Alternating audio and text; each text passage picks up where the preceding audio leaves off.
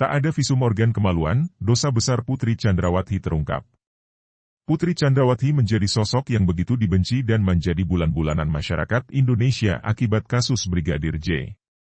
Kuasa hukum Brigadir J bongkar dosa besar Putri Chandrawati karena tetap bersikeras sebagai korban pelecehan sementara tidak ada visum et repertum area kemaluan.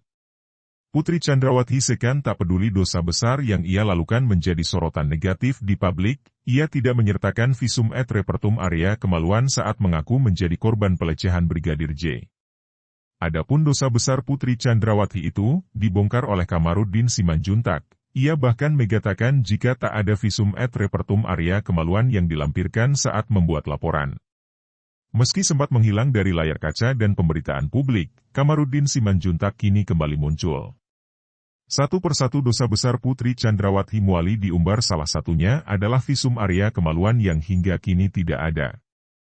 Ini si Putri tak ada saksi, ia hanya berkata-kata sendiri dari Duren 3 karena tidak terbukti dan SP3 karena saya bantah, tidak mungkin dia bisa dilecehkan di depan di samping jenderalnya, kemudian banyak ajudan lain di rumah dia sendiri sedangkan si Yosua di luar, ucap Kamarudin. Pengacara Brigadir J ini tak segan bongkar dosa besar Putri Chandrawati. Ia menyampaikan indikasi kuat soal rancang pembunuhan hingga tudingan korupsi yang teka dilakukan Putri Chandrawati. Putri Chandrawati diyakini salah satu perancang pembunuhan berencana hingga dugaan tindak pidana korupsi.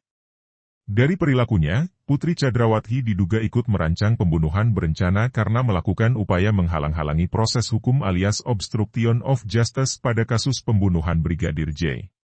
Nah, dia istri penegak hukum, dia juga punya kewajiban moral memelihara norma-norma hukum, ungkap Kamarudin dalam podcast Irma Huta Barat.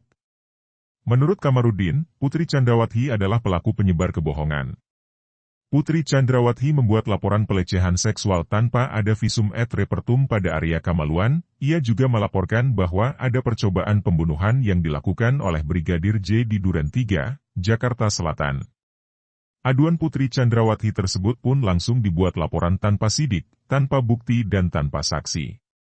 Menurut Kamarudin, jika seseorang melapor adanya tindakan pelecehan seksual dan tindakan pemerkosaan, maka harus dilengkapi dengan syarat minimal ada 2 saksi hingga visum et repertum.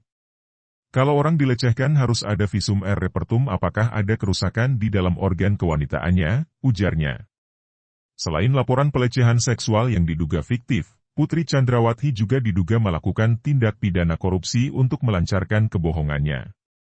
Dia melakukan dugaan tindak pidana korupsi, yaitu menyuap anggota Polri, menyuap petugas LPSK dan yang lain-lain disuap termasuk menyuap para tersangka, ungkapnya. Dalam hal ini Kamarudin pun sangat menyayangkan Komisi Pemberantasan Korupsi, KPK, yang terkesan hanya diam saja.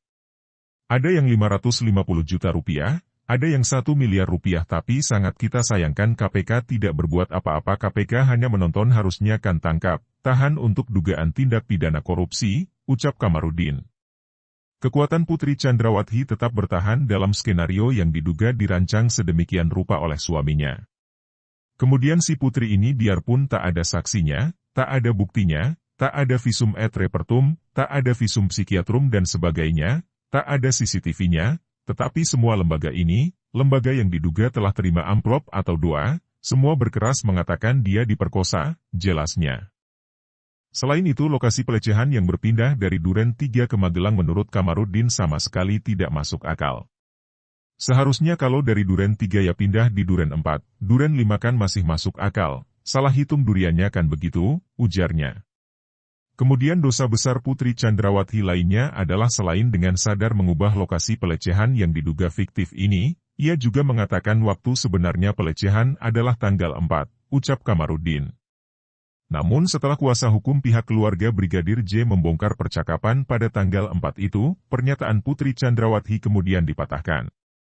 Kemudian dosa besar selanjutnya adalah keterangan Putri Chandrawati yang tiba-tiba mengubah tanggal pelecehan dari tanggal 4 menjadi tanggal 8. Lagi-lagi Kamarudin juga berhasil mematahkan pernyataan Putri Chandrawati tersebut dengan mengungkap fakta bahwa pada tanggal 7 Brigadir J masih berkomunikasi secara 4 mata. Wanita mana habis diperkosa, panggil prianya bicara 4 mata berdua-duaan di kamar pula itu kan, katanya.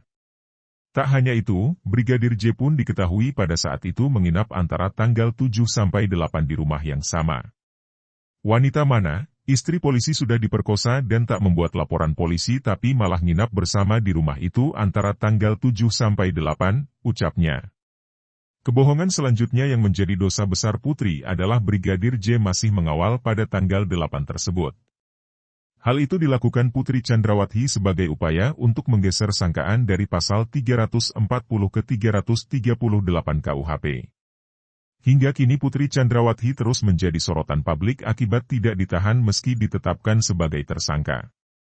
Tak hanya itu, dalam BAP Putri Chandrawati masih membawa dosa besar, mengaku dilecehkan tanpa visum area kemaluan, visum psikiatrum dan lain sebagainya yang ia susun sebagai upaya pergeseran pasal dengan mengaku dirinya sebagai korban pelecehan seksual, percobaan pembunuhan.